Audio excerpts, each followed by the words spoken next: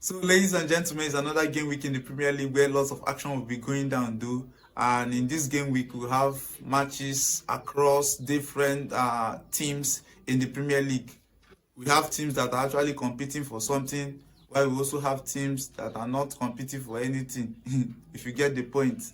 So, for teams that are competing for something, we have Liverpool, we have Arsenal, we have Nottingham Forest. Should I add Chelsea to this? Because from what I'm seeing, I'm not sure they are actually competing for something. So, so the first game of this encounter has to do with the Arsenal team against Leicester City right there at the King Power Stadium. We expect nothing less from this Arsenal team, even though they are playing away. And in this match, Arsenal is expected to obtain the 3 points they need in order for them to keep on the fight for the title race against the league leaders Liverpool right here in the Premiership as well. And in order for them to do this, this Arsenal team is also facing their own share of injury crisis to be precise. And Mikel Arteta, as a man he is, he has learned from his mentor, always proving stubborn. Why not get to the transfer market and get a striker to replace Kai Havertz, who won't be available for the rest matches of the season? Why not get to the market, get somebody there and place him to actually occupy that space? Because Arsenal is actually facing a lot of injury crisis. We have Martinelli out. We also have Bukayo Saka out in terms of attack option. And how do he plan to compete in this competition? He has the Champions League, he has the Premier League, and matches will be coming in back to back. And in order for him to compete in this competition, he needs players to rotate. He needs players to rest. How do he plan to achieve this?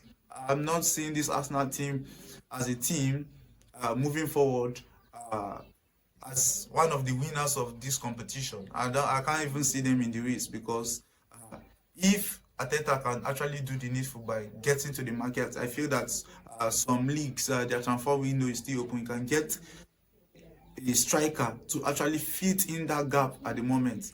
At the King Power Stadium, not taking anything away from this Leicester City team, we expect them to bounce back. I think they have lost about 4 matches in their home ground so far. We expect them to plan to turn around the event. And Arsenal have been playing about, I think, 14 matches unbeaten so far in the Premier League, and I expect nothing less from the Leicester City team, though they might want to step up their game and obtain a good result at the end of 90 minutes. Looking at another match between Liverpool and Wolves right there at the Anfield Stadium, we expect nothing less from them as well.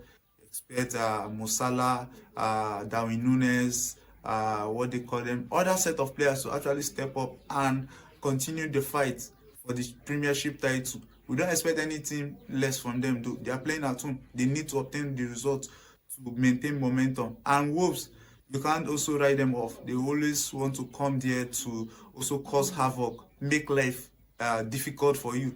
But what always make this team stand out, I always say it, has to do with the individual brilliance of individual players of those teams. The quality of the Liverpool players in terms of players is high above that of the Wolves team. But at the end of 90 minutes, this is a game of football.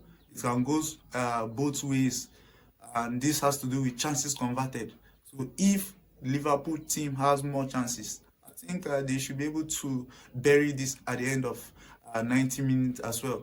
And also, we also have another big match between Manchester City against Newcastle right here at the Etihad again.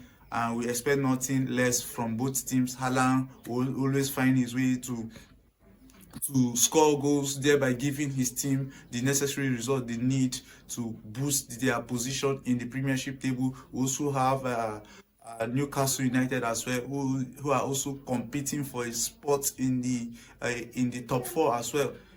You have Alexander Isak, we have Joe Linton, you have Tonali, among other players, to actually turn up and obtain results for this team. So at the end of 90 minutes, I don't expect anything less from both teams, though. There's nothing to analyze here. I just feel that with if this City team approach this Newcastle team with the technique they played against, or with the strategy they used against Real Madrid in the Champions League, they might end up at the cleaners at the end of 90 minutes, notwithstanding. I expect nothing less than lots of goals in this particular match encounter, though.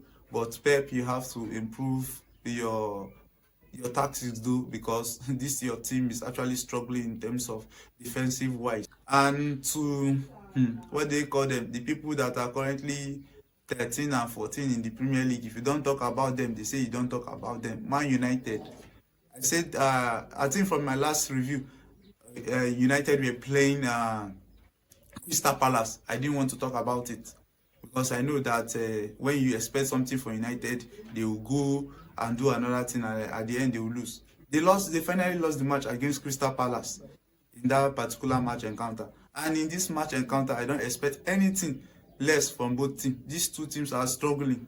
The Tottenham team is struggling. The United team is struggling. I think since Amorim took over, United has only won 4 matches out of 13 matches he has managed them in the Premier League. So this is a very poor performance in terms of the United team. So I don't even expect anything. Unlike the Tottenham team as well. The Tottenham team are not even stable in terms of their run of forms. Today they might be blowing hot. Tomorrow they might be blowing cold. So there's nothing there to analyze. These are, I can call them two teams of equal strength at the moment, though. But I'll give it to United, though. At the end of 90 minutes, I don't expect anything less for United. I expect them to win this match, to gain momentum back.